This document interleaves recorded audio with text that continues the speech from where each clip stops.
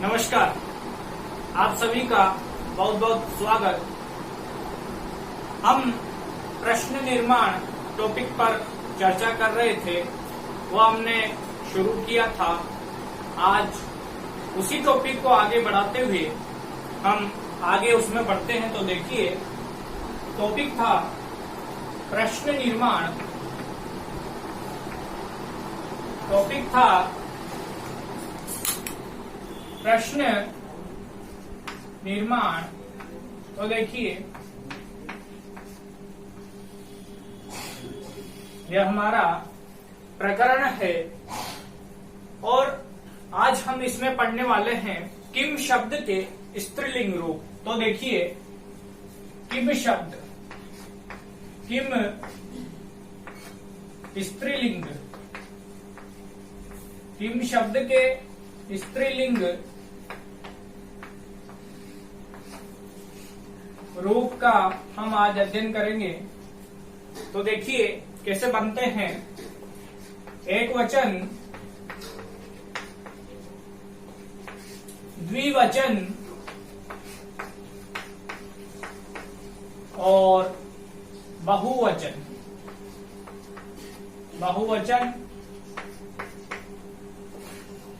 ये तीन वचन और विभक्तियां प्रथमा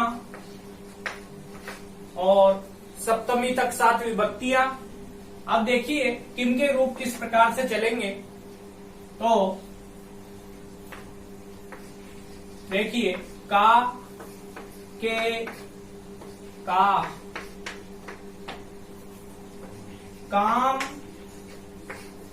के, का, के काह, काम के काह,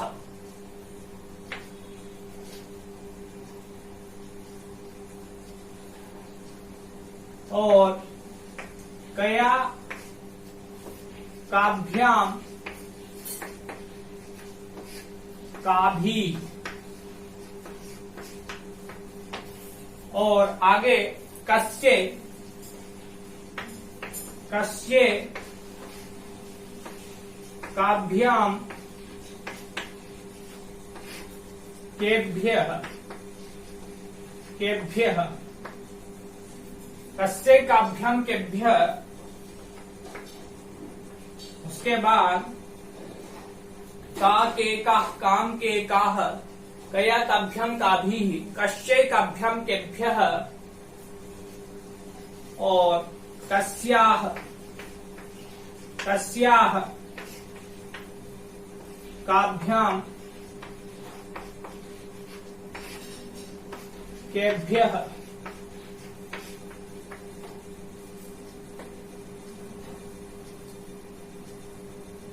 कस्याः काभ्याम, यहाँ पर केभ्य नहीं आएगा, कस्याः काभ्याम काभ्य आएगा यहाँ, और कस्याः तयोः तासाम, तासाम, इस प्रकार से, और कस्याम तयोः, तयोः, और कासु, कासु, इस प्रकार से। ये किम शब्द स्त्रीलिंग के रूप हुए। अब प्रथमा विभक्ति, अगली विभक्ति है द्वितीया, तृतीया और चतुर्थी, पंचमी, षष्ठी और सप्तमी। इस प्रकार से यह 7 विभक्तियां हुई और यह रूप हुए। रूप है प्रथमा में का के काह, द्वितीया काम के काह, तृतीया कया काभ्यम काभीः, चतुर्थी कस्यैकाभ्यां केभ्यः, पंचमी कस्याः काभ्यां काभ्यः, षष्ठी कस्याः कयोः कासाम,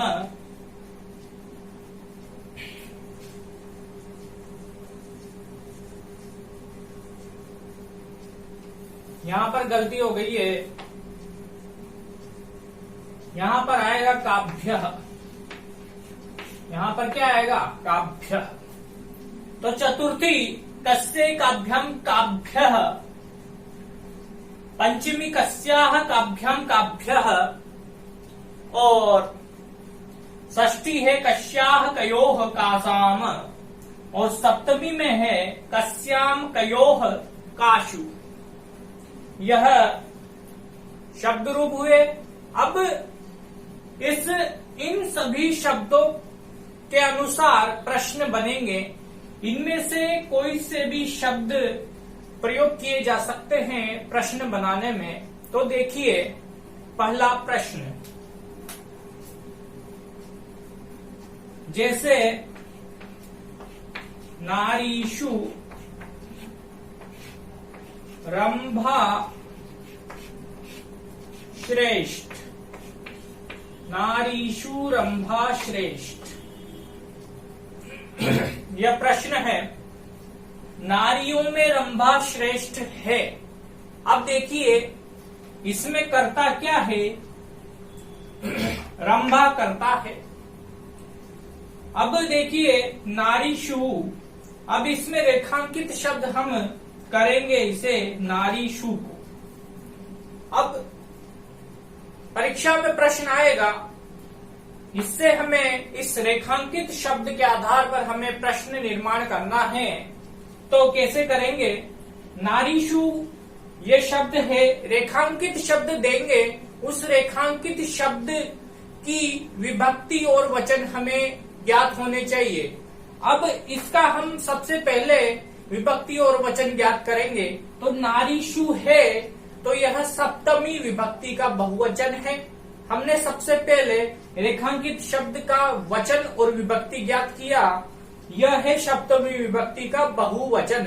तो अब इस किम शब्द स्त्रीलिंग के जो रूप है, इनमें से ये जो शब्द जिस वचन और जिस विभक्ति में है, ठीक वैसा ही शब्द इस शब्द रूप के शब्दों में से हम ढूंढेंगे। तो देखिए कौन सा शब्द आएगा, ये सप्तमी विभक्ति है और इसका एक वचन, द्विवचन और बहुवचन।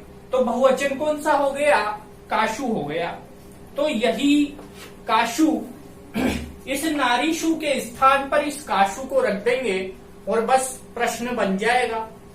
तो देखिए कैसे बनेगा, यहां पर लिख देंगे हम काशु, ये काशु आ गया। ये जो शब्द है नारीषु, यह भी सप्तमी विभक्ति का बहुवचन था। तो हमने इसके स्थान पर उसी शब्द, इसके जैसा ही शब्द सप्तमी विभक्ति का बहुवचन शब्द हमने चुना और इसे हटा करके, रेखांकित शब्द को हटा करके उसके स्थान पर हमने रख दिया काशु को। तो ये काशु आ गया। बाकी वाक्य को पूरा जैसा का जैसा ही लिख देना है। तो यह रंभा इस प्रकार से और यह श्रेष्ठ, यह बना। अब प्रश्न चिन्ह लग जाएगा क्योंकि प्रश्न बनाया है हमने। तो नारियों में रंभा श्रेष्ठ है, तो रेखांकित शब्द ये था, इसे हमने बदल दिया है। तो काशु रंभा श्रेष्ठ। अब क्या अर्थ हो गया, किसमें रंभा श्रेष्ठ है, किसमें रंभा श्रेष्ठ है, यह प्रश्न बना। अब देखिए अब अगला प्रश्न, तो इसे आपने अच्छे से समझा। अब हम अगले प्रश्न की बात करते हैं। तो देखिए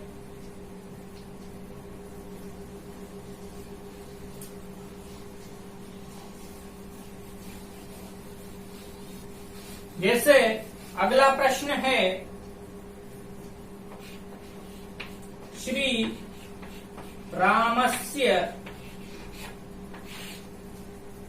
रामस्य पत्नी सीता।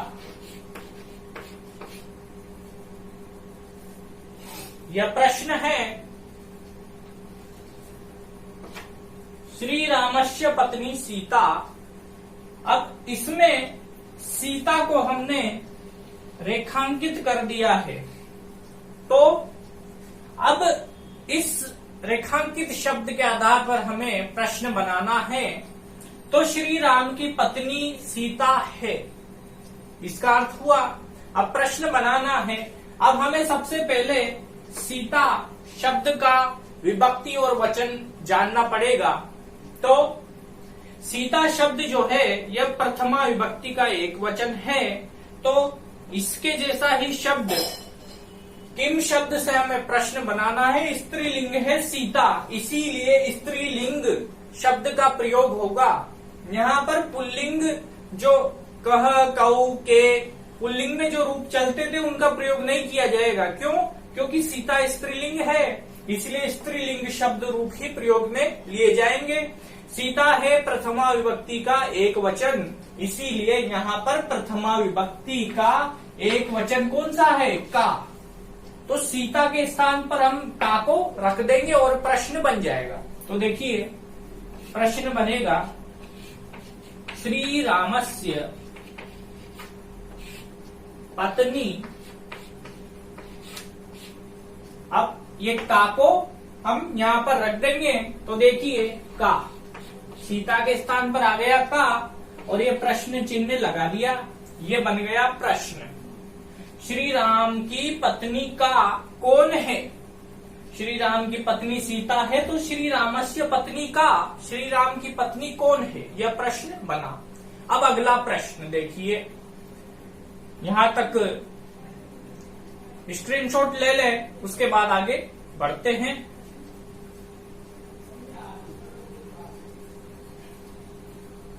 जैसे अगला प्रश्न है,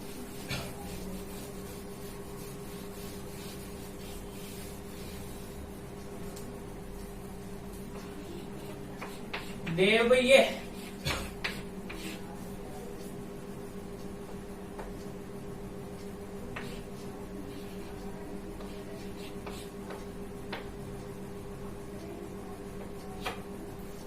देव्ये है नमः।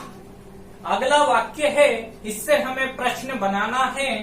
रेखांकित शब्द है देव्ये।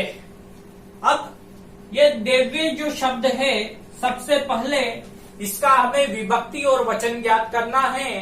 तो देव्य जो शब्द है यह चतुर्थी विभक्ति का एक वचन है। तो अब देव्य देवी है, देवी क्या है? स्त्रीलिंग शब्द है। और तो स्त्रीलिंग रूप किम शब्द में से हमें इसके स्थान पर, चतुर्थी विभक्ति एक वचन है, तो इसके स्थान पर इस किम शब्द के रूप में से चतुर्थी विभक्ति ये और चतुर्थी विभक्ति का एक वचन, तो चतुर्थी विभक्ति का एक वचन क्या है? यहाँ पर कश्य।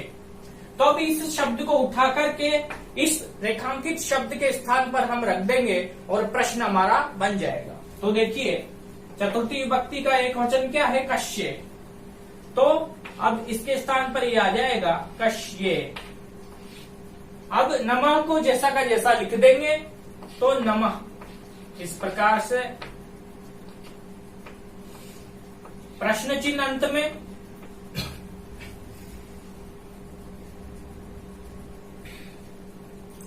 इस प्रकार से यह कश्ये नमः, देवे नमः, देवी को नमस्कार, और कस्यै नमः, किसको नमस्कार, यह हमारा प्रश्न बन गया। इस प्रकार से प्रश्न बनते चलेंगे और हमें जो रेखांकित शब्द दिया जाएगा उसका विभक्ति और वचन हमें याद होना चाहिए। जब हमें याद होगा कि रेखांकित शब्द में कौन सा वचन और कौन सी विभक्ति है, तब हम जो हमें शब्द रूप याद होंगे उनमें से हम शब्द रूप को चुन लेंगे, पहचान लेंगे। 4 ऑप्शन जो दिए जाएंगे उसमें से हम पहचान पाएंगे और प्रश्नों को बना पाएंगे। तो हम मिलते हैं हम अगली क्लास में। नमस्कार।